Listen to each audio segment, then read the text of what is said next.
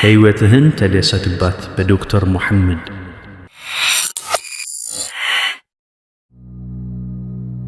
ይህ የቀልብ ዶክተር ድምፅ ነው። አልሐምዱሊላህ። ታካሚዎቻችን የሚድኑ በእኛ ኃይል እንዳይመስሎት፣ በአላህ ኃይል ብቻና ብቻ ነው። ከቀልብ ዶክተር ዓላማ ውስጥ የአላህን ተአምር ማንገስ ዋነኛው ነው። በየጊዜው በቀልብ ዶክተር ታክመው መዳናቸውን ማመን እስከሚያቀታቸው ሲቃይ የተናነቃቸው ሲገልጹ የአላህ ተአምር ምን ያህል የገዘፈና ግልጽ እንደሆነ ያሳየናል። ከህመም ወደ ጤነኝነት፣ ከጭንቀት ወደ ደስታ፣ ከጨለማ ወደ ብርሃን፣ ካላሰቡበት ወደ ስኬት የደረሱት በአላህ ተአምር ቢሆን እንጂ። ልብ ለአላህ እጅ የሰጠና የተናነሰ ሲሆን ግልጽ ይሆናል። አላህም እንዲህ ይለናል፣ አላህን ትገነዘቡና በእርሱ ታምኑ ዘንድ በችሎታው ላይ ያስረጅ የሆኑ ግልጽ ተአምራቶችን ያሳያቸዋል። አልበቀራ። ኑ ባላህ ቃል ያላህን ተአምር እናግስ። ሕክምና ማግኘት ሲፈልጉ ይሄንን ሊንክ ይጫኑ።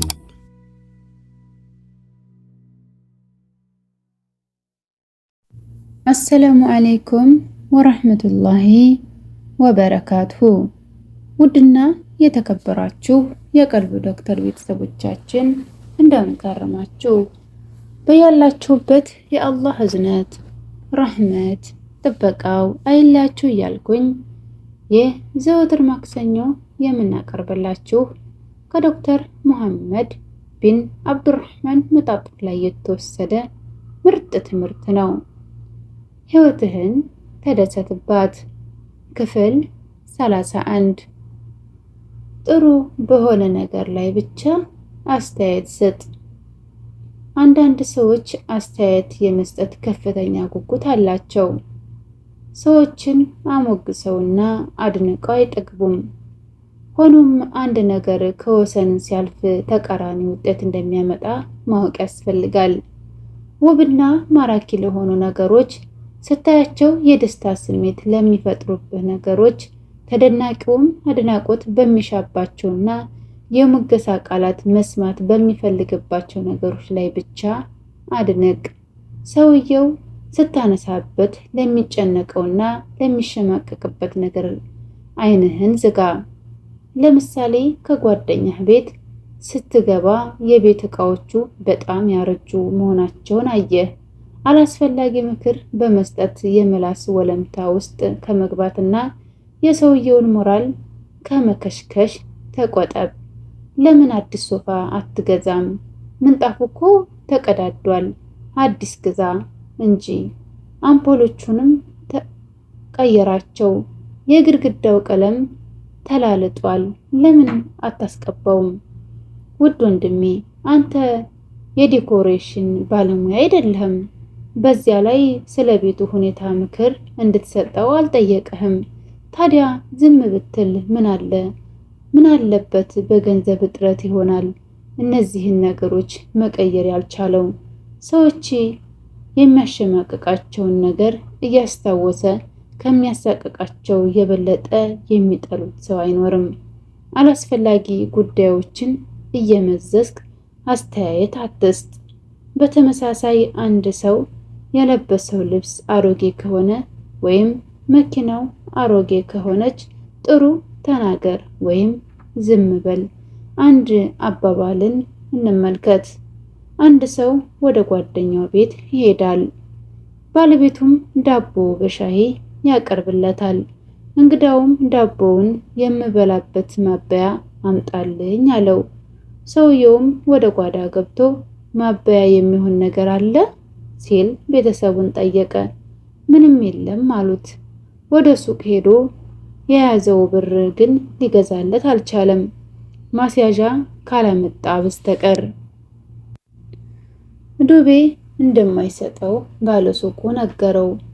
ቤቱ ተመለሰና ያስቀመጣትን ቆንጆ የኡዱ ማድረጊያ ዕቃ ወሰደ። ባለሱቁም ዕቃዋን ተቀብሎ የሚፈልገውን ነገር ሰጠው። እንግዳው እስኪጠግብ ድረስ ተመገበ። ሲጨርስም ምስጋና ለአላህ ይሁን፣ ሲርበን ላበላን፣ ሲጠማን ላጠጣን፣ በሰጠን ነገር እንድንብቃቃ ላደረገን አለ። ይህንን የሰማው ባለቤቱ በጣም አዘነና አላህ በሰጠህ ነገር የተብቃቃህ ሰው ብትሆን ኖሮማ የኔ የኡዱ ዕቃ የዕዳ ማስያዣ አትሆንም ነበር አለው ይባላል። በተመሳሳይ የታመመ ሰው ሊጠይቅ ሄዶ በሽተኛው ፊት ገርጥቷል፣ ዓይንህ ቢጫ ሆኗል፣ ከስተሃል የሚል ሰው አለ። በጭራሽ እንዲህ አይባልም። ከተናገርክ ህመምተኛውን የሚያጽናና ጥሩ ነገር ተናገር፣ አልያ ደግሞ ዝም በል። አንድ ሰው አንድን ታማሚ ለመጠየቅ ሄዶ በሽታው ምን እንደሆነ ይጠይቀዋል። በሽተኛውም የሚሰማውን ህመምና ከቀን ወደ ቀን እየባሰበት እንደሄደ ይነግረዋል። ጠያቂውም ይህን ከሰማ በኋላ ወይኔ እከሌ ጓደኛዬም እኮ ያንተ አይነት ህመም ነው ታሞ የሞተው፣ አንድ ዘመዳችንም እንዲሁ በዚህ በሽታ ተይዞ ተሰቃይቶ ሞቷል፣ ጎረቤቴም የሞተው በዚሁ በሽታ ነው ይለዋል። ይህን የሰማው ታማሚ ጭንቅላቱ ሊፈነዳ ደረሰ። ከዚያም ጎብኚው የፈለገውን ከተናገረ በኋላ ለመሄድ ሲነሳ ህመምተኛው አንድ ምክር ልስጥ፣ ከታመመ ሰው ፊት በጭራሽ ስለሞት አይወራም፣ አደራ ከዚህ በኋላ ድጋሚ መተህ ልትጠይቀኝ እንዳታስብ አለው ይባላል። ሌላም ታሪክ አለ።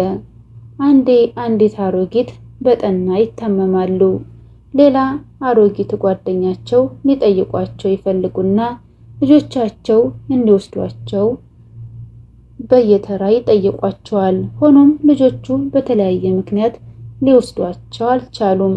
በመጨረሻ አንዱ ልጃቸው ወሰዳቸውና ከታማሚዋ ቤት አስገብቷቸው መኪናው ውስጥ ሆኖ ይጠብቃቸዋል።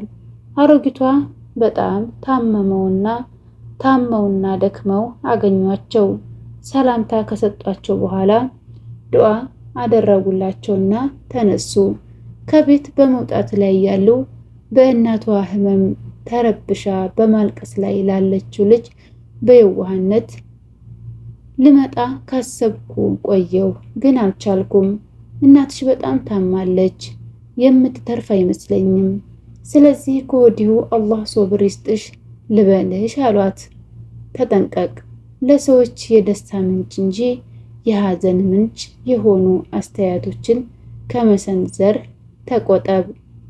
አንድ ችግር፣ መጥፎ አስተያየት ለመስጠት ከተገደልክ፣ ለምሳሌ አንድ ሰው ልብስ ላይ ቆሻሻ ከተመለከትክ ወይም አንድ ሰው ላይ መጥፎ ሽታ ከሸተተ በብልሃት ጠቁመው። አዛኝና አስተዋይ ሁን። ህይወትን ተደሰቱበት ክፍል 31 ይህን ይመስል ነበር። በክፍል 32 እስከምንገናኝ ድረስ ኢንሻአላህ ወሰላሙ አለይኩም ወራህመቱላሂ ወበረካቱሁ። እንኳን ወደ ትክክለኛው የአፍያ መንደር በሰላም መጡ። የቀልብ ዶክተር በሲህር በጅን በአይንናስ እንዲሁም የስነ ልቦና ጫና የደረሰባቸው የሰው ዘር ፍጥረታት በሙሉ ታክሞ የሚድኑበት ነው። ህክምናው በቁርአን፣ ህክምናው በአስካሮች፣ ህክምናው በዱዓዎች በሰደቃ የሚካሄድ ሲሆን ነብያዊ ሱናን በተመረኮዙ እጅግ ጥበብና ዕውቀትን ባካበቱ የሩቃ ዶክተሮች ይታከማሉ። እወቁ፣ ህክምናው ሸሪዓዊ ብቻ ነው። አያምልጦት፣ እድሉን ይጠቀሙ። ባሉበት ሆነው ራስዎን ያክሙ። ህክምና ማግኘት ሲፈልጉ ተከታዩን ሊንክ ይጫኑ።